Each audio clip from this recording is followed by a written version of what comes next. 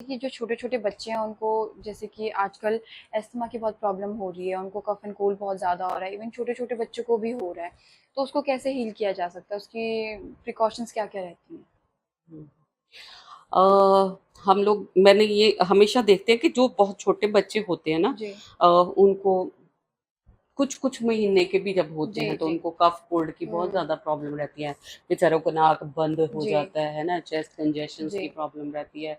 तो कई बार छोटे बच्चों को हुई नेबुलाइज़ तो चलो ईज़ी है, तो कई बार वैसे ही उनको है ना मेडिसिन्स और वो भी स्टीरॉइड के नेबुलाइज़र्स देना शुरू कर देते हैं और वो सारी प्रॉब्लम्स कई बार बड़े होते-होते भी ठीक जी, नहीं हो जी। पाती, है ना?